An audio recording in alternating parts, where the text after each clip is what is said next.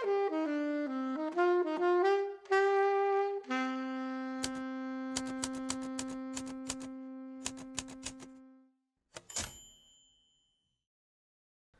to the Vilest Rag, a podcast created by the Ubyssey, Ubyssey's student newspaper. I'm Elena, the Ubyssey's features editor, and I'll be your host for today, like all the other days, I guess.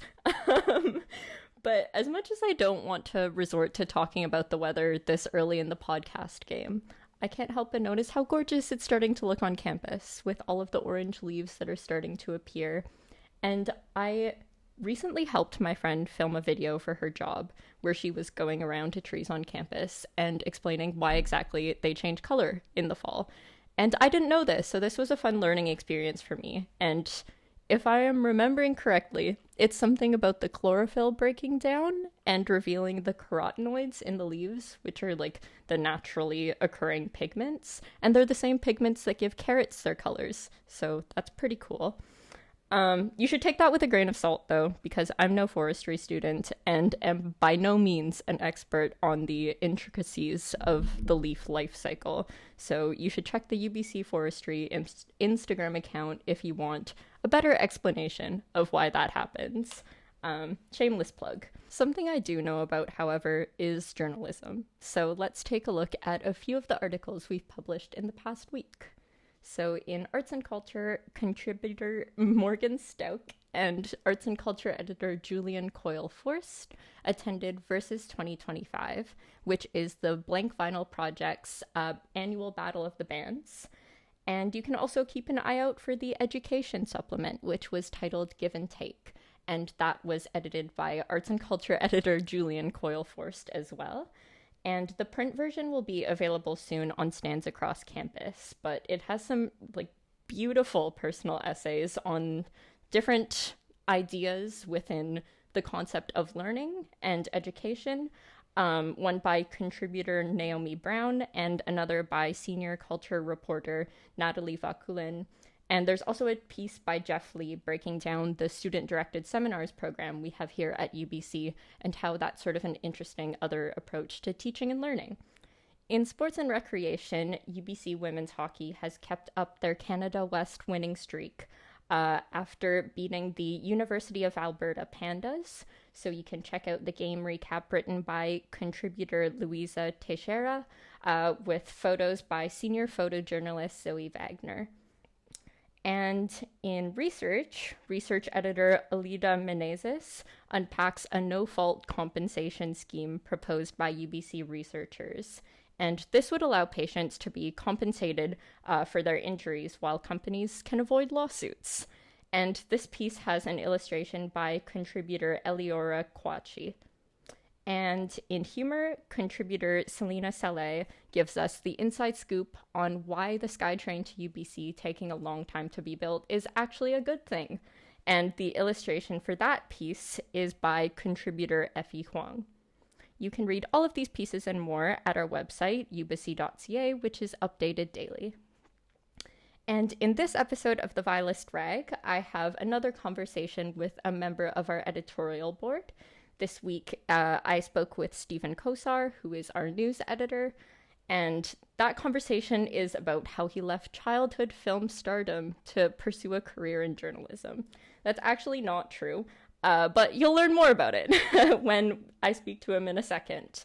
And you can stay tuned after that to learn more about the Ubyssey's independence from the AMS and why we say since 1918, which is explained by columnist Quyen Schroeder. So that's all from me for now, and we'll be back again after a short break.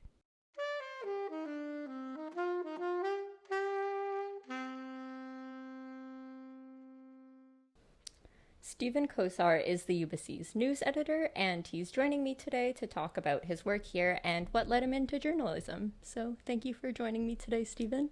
It's always nice to be on. Yeah, before we get into your work at the Ubyssey, let's learn a bit more about who you are outside of it. So what are you studying and how long have you been at UBC? Well, I'm going into my third year here at UBC in a degree of political science with a minor in, I actually don't know, but I do know I'm doing political science, and it's my third year. That's about it. What's on the table, minor-wise?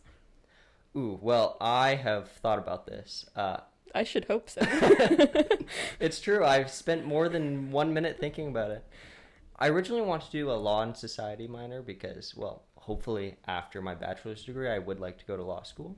But from what I've heard about law so classes is that they don't generally teach in the way that I like learning about law. And as a bachelor's degree, I would like to expose myself to a bit more of a diverse amount of, I guess, academic fields as well. I was thinking sociology as well because I've taken a good number of sociology classes, and I've always enjoyed the discussions that come up from any of those classes that I've taken. But again, it's very similar to, I guess, political science.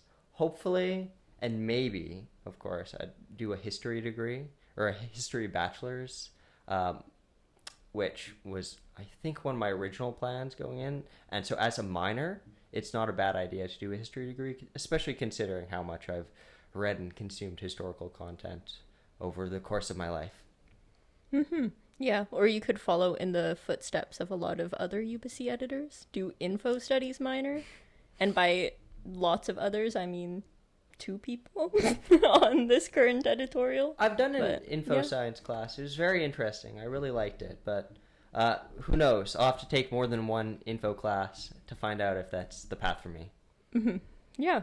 Anyway, so you heard it here. Stephen is looking for suggestions for minors. So if you have any suggestions, feel free to send him a message or don't. I'm desperate. Please let me know. Yeah, but you're the news editor here at the newspaper. And what does that mean? Tell us about your job. So being the news editor is really a matter of covering governance and things that really apply to, I guess, the UBC community from a governance standpoint. That involves covering things such as the AMS, our student governance here on campus, as well as bodies such as Senate and the Board of Governors and university executives and protests and anything that really relates to students in a way that deals with policy very heavily.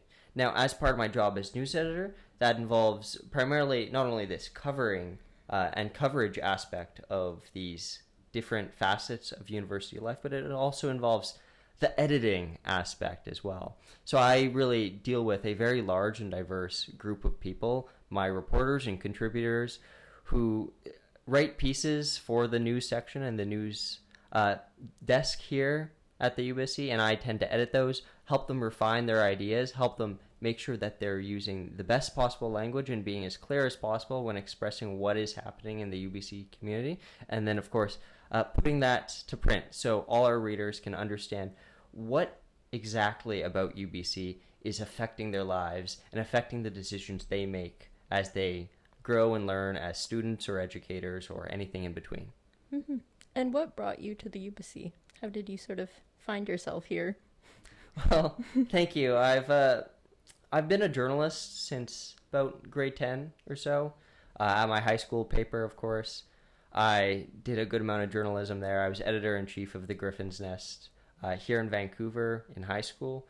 And going on into the future beyond high school, I wasn't entirely sure that journalism was going to be the path forward. I'm obviously not doing a degree necessarily in journalism or in communication in the same way, but I still really enjoy, I guess, that public service aspect and the ability to write a lot about all these different unique people and unique institutions that really makes UBC special. And I guess the UBC is a natural outlet for being able to have those engagements and those connections with, what makes UBC ticks. Mm-hmm. And why news editor? So why news? Why editing? Well, I think it was a natural role for me to do considering my previous experience editing in high school, but also I really just love engaging with reporters. I think I love the process of helping them grow and expand, and that's something that I've always been really proud of in my past experiences as well, is helping people learn and grow, because not everyone who comes to the Ubyssey is expected to become, I guess, the best journalist that has ever existed, or the best writer, or the best communicator of ideas, or the best interviewer. And I don't expect any of that from my reporters, but I do expect from them, some curiosity and compassion for the world, and the ability to learn and grow as they continue on in their careers, both here at the Ubyssey and beyond. And I think I'm just really proud to be a news editor where I can see that growth from everybody. Wow, that was unexpectedly heartfelt and beautiful. Anyways, we don't do that here. No, just kidding. We love... I'm going to stop there. Are there any misconceptions you find readers seem to have about journalism that you've noticed during your time as an editor and a reporter? And what do you wish people sort of understood about what we do here? Well, that's a great question, because I think we live in an era where journalism is losing some potency that it once had in the past. Less people now, less than ever, are picking up newspapers. They aren't going to their local corner store or delicatessen and buying, I don't know, the Vancouver Sun or the New York Times or the Globe and Mail. And I think the one thing that our readers tend to misunderstand and misinterpret when we cover all these big events in the Ubyssey community and journalism as a whole is that what we're doing is not editorializing. We're not providing opinions. We're not here to provide our own spin on things. We're here to report the facts, and we'll let them stand for themselves there, and we'll let our own reporters make their conclusions based off of the facts and based off the events we actually report on. And I think a lot of people have this misconception that we should be taking moral stances on certain aspects of university life and certain aspects of individuals' actions, while we expect readers to come to those conclusions on their own. We're only giving them the tools that will allow them to become well-informed citizens of the world. What are some challenges that you find you've had to overcome in your work, and what are some challenges you think you're probably going to face in the upcoming year?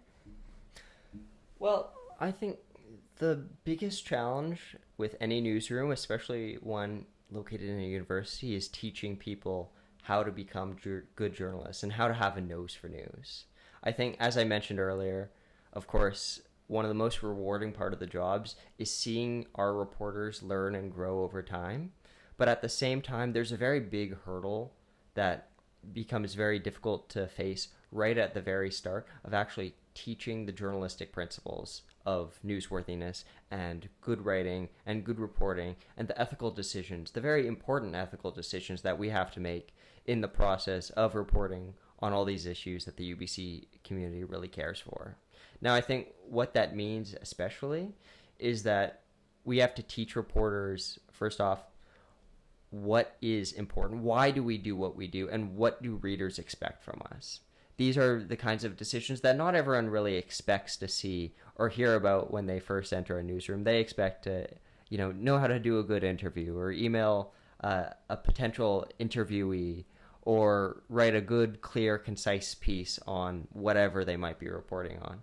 But I think more often than not, it's more important to teach people exactly why we're doing what we're doing, not how we're doing what we're doing. And that's something that usually comes with a lot of time and practice, and not as something that you can just say to reporters once and then just forget about it the rest of the time. That always has to be a part of, I guess, the job of teaching reporters how to do, and that'll be a continuing problem into the future. Mm-hmm. Yeah, and this is the first year, at least in the recent past, that we've had one news editor and not two news editors. So how have you sort of been navigating that so far? Well, of course, there will be more work put onto me, considering we don't have a second news editor.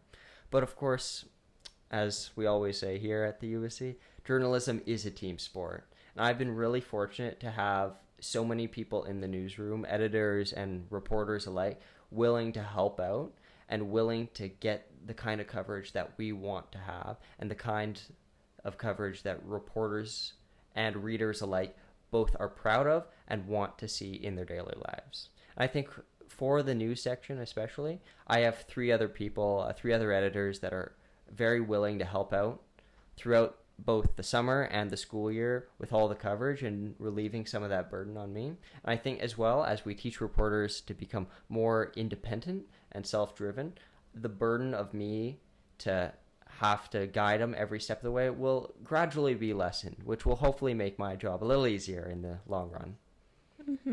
And on journalism being a team sport, if our editorial had to play a team sport, which one do you think we'd be the best at? The best at? Ooh, I think we would be bad at water polo. I know that is a question. Okay, well, we wouldn't be good at really water polo. bringing a negative vibe to the function, but I'm sorry, but we have to get rid of the things that we are going to be bad at before we can go to the things we're good at. what? Wait, why not water polo? I mean, like, I feel like I know why not, but why do you think not? I think water polo is a sport that... This is a very literal interpretation. Oh my god, of the question. we're gonna get canceled. We are. It prioritizes a very specific, like, body type. My cousin played water polo. He went to, I think, 2008 for the Canadian national team for the Olympics. And oh wow. yeah, from looking at him and all of the other people on that team, you have to be a very large, bulky individual. I guess that's especially predicated to water. I'm not an expert in water polo, but this is very anecdotal knowledge. And I think while we would be able to collaborate quite well in fast-paced environments, I'm not sure that that sense of communication is as easy to get when you're dealing with water-based sports. Same thing with synchronized swimming. I think we'd be bad at synchronized swimming for the exact same reasons. Okay. Sports we'd be good at, though, I think we wouldn't make a half-bad football team, like American football team. No, not a chance. Really? No. Why? I don't do that. Tell me why. Me personally, no. Like, as you mentioned, I'm not super large. I'm 5'2" on a good day. Like, I can't see myself like running at someone and that ending in We're quick anything on our good. feet. We can communicate well together. We're able to work under high pressure situations. I think those are all the skills of a good footballer. Okay. Interesting. Well, maybe someday. Intramurals? Yeah, I don't think that's an maybe. intramural sport that happens. They have Quidditch at intramurals. We could do Yeah. that. We have been doing a Ubyssey dodgeball team for a while. We are not good at it at all. But, Well, this year we're going to be great at it. well, okay. You heard it here first. This year, the Ubyssey is going to top the dodgeball charts. But, yeah, Caleb, our sports editor, is a big football guy. So, more on the intersection between the Ubyssey and football in a later episode, I guess. As long as it's not water polo. No water polo. Not Ubyssey. Does Ubyssey do water polo? Is that a thing? I'd like to think so, right? Like we have a pool. So Well, we must have a water polo team. one day we'll find out. Anyways, a pivot. What's your favorite piece you've written in your time as a journalist? Ooh. And why is it going to be your water polo team profile? No. Well, maybe not a Ubyssey piece. I think my favorite ever piece I wrote was this expose on what our high school called Carfreenival, which was a day basically where we shut down a street near our school. We'd have a bunch of carnival games. We would have food trucks. It was a big party, essentially, for our high school. And one year, our principal and our administration decided to cancel it. So I did an investigation in why that event was canceled, especially since how beloved it was by the school community. And I got to talk to a huge number of people in our community. And I think I'd like to think I made a big difference with that piece, considering they brought back Carfreenival years past and years before and after I actually did that piece. So I think in terms of impact and human interest, I really liked writing that piece. Why was it shut down? Student council was lazy and didn't get the permits. Yeah, that'll do it. Yeah. That'll do it. But what are some of your favorite publications or pieces to read? Well, I've always liked The New Yorker for its long form profiles. There was a great profile on a surgeon called Charlie Wilson in The New Yorker. Malcolm Gladwell wrote that article, weirdly enough. I think the New Yorker is able, by its magazine, news magazine style format, to do these really long form human interest pieces that go into the not only the how and the why, but the background and history and heritage behind why people act the way they do, why they do the things they do, and what really inspires them to do the things they do. And I really appreciate seeing that human interest side of stories. I think when we look at short form journalism, yes, they are very important and very informative tools for changing the world. But at the same time, you really can't beat these long form pieces that give you an interest in the kinds of things that you wouldn't really be interested in later on. I read a good piece on ketchup the other day. I never thought I'd read 3,000 words on ketchup, but apparently I did. What did you learn? That luxury ketchup isn't really a thing, despite luxury mayo being a thing and luxury mustard being a thing, because of this researcher in the 50s who found out that consumers don't really like different brands of ketchup. They're fine with just their plain old Heinz, their platonic solid of ketchup, despite, mayo and mustard and different condiments of the sort having, I don't know, Dijon or honey mustard or just plain old hot dog Costco mustard, whatever you put on your hot dog or burger. What is luxury mayo? Beats me.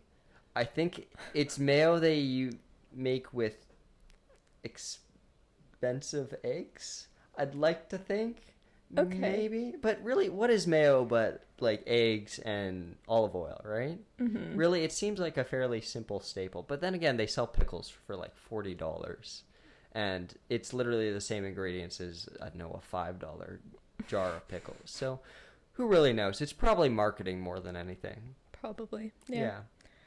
And if someone searches your name, they'll find a photo of you from the Netflix series, A Series of Unfortunate Events. Do you want to tell us about your past as a child actor? Well, yes. Is that the answer I'm supposed to say? Yes. Well, yes. Yeah. Yeah, I think... I don't know really how I got into acting. I think I was 5 or so it was a very long time ago.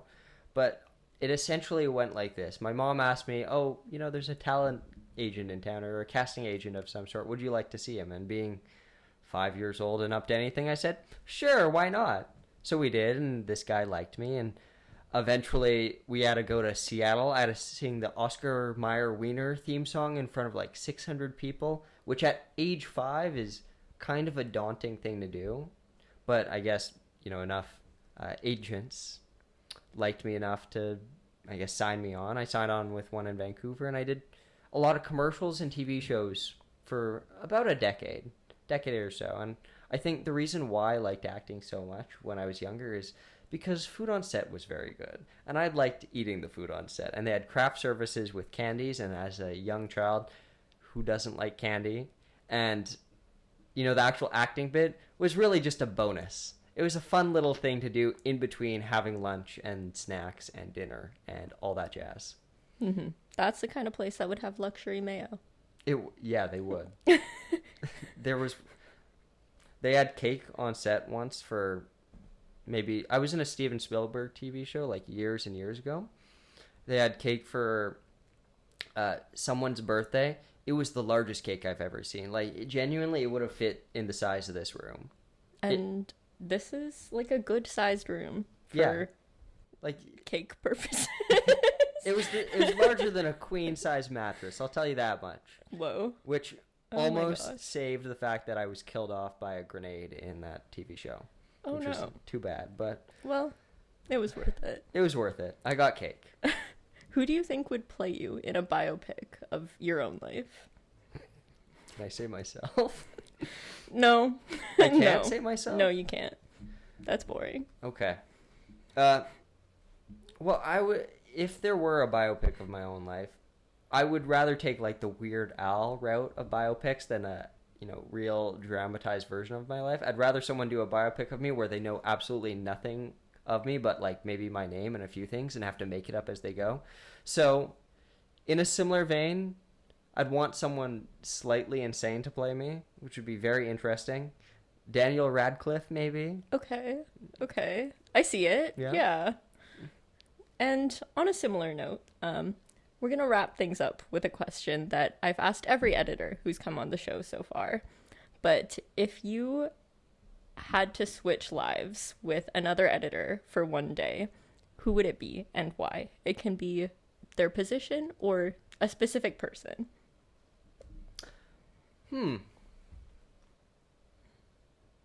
Probably our sports editor, Caleb, because he got to be a mascot for his other workplace, and I think I'd like to try to be a mascot, even just for a little bit. I probably wouldn't like it. I'd probably hate it, to be completely honest, but I want to say that I've been a mascot at least once. Really, that's my own reason. Mm-hmm. You yearn for the performing arts, I guess.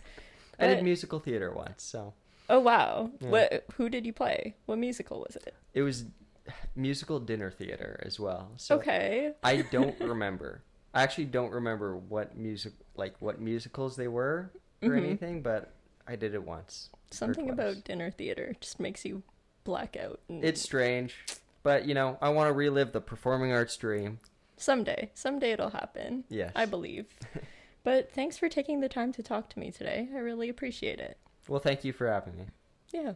And that was Stephen Kosar, the Ubyssey's news editor, and you can join me next week to learn more about another member of editorial and more about student journalism at the Ubyssey. And coming up in a few seconds, we're going to be diving into a moment in Ubyssey's history with Quyen Schroeder.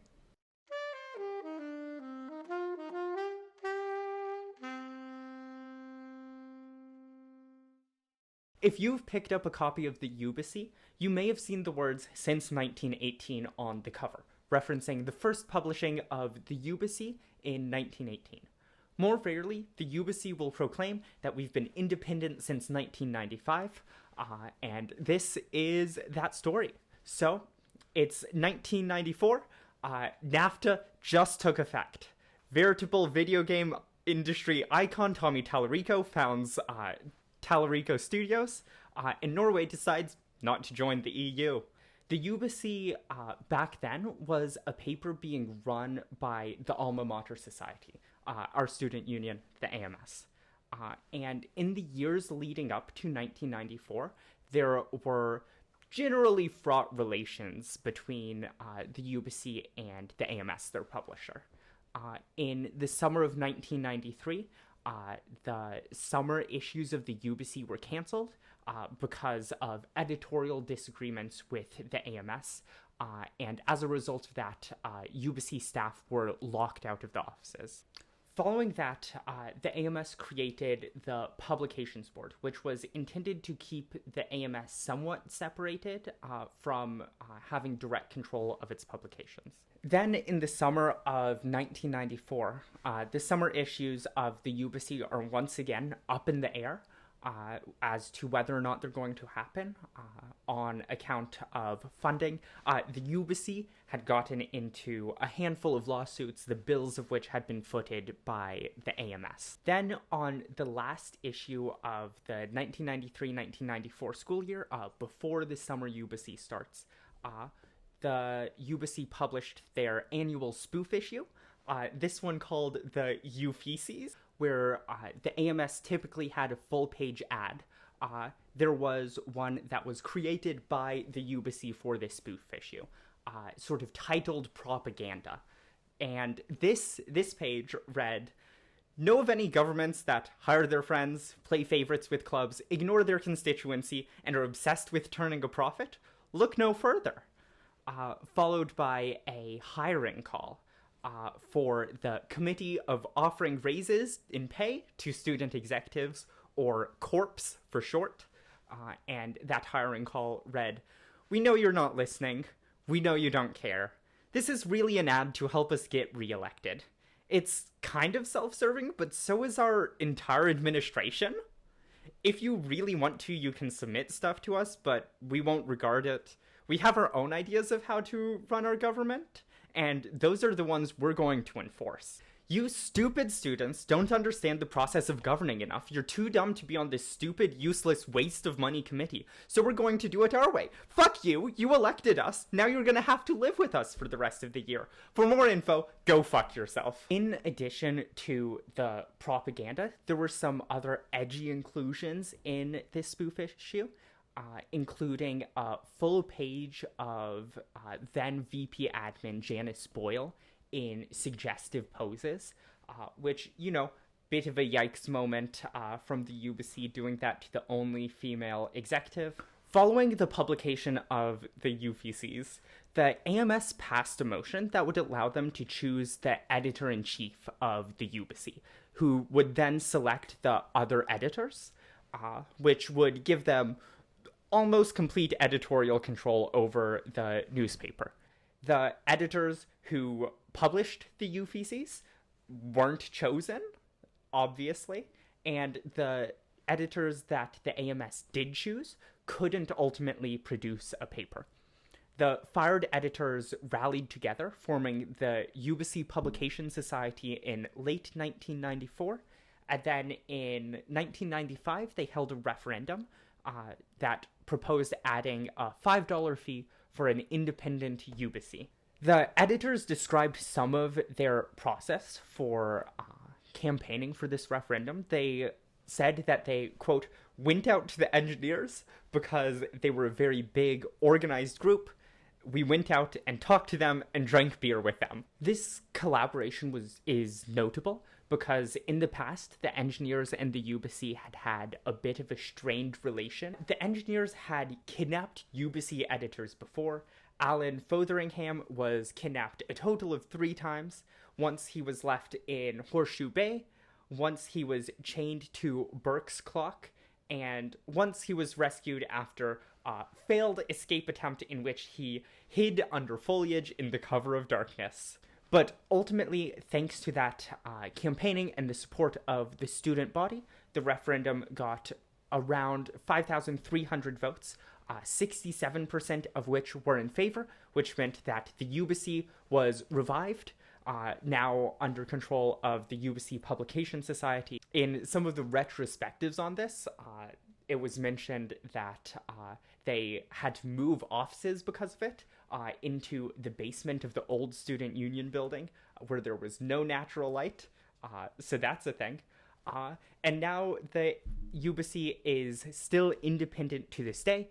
We are funded by a small student fee, and the AMS continues to have no editorial control over what the Ubyssey publishes. That means that we can cover and criticize both the AMS and the university as we see fit, but ideally with more composure than some of what was published in the UPCs.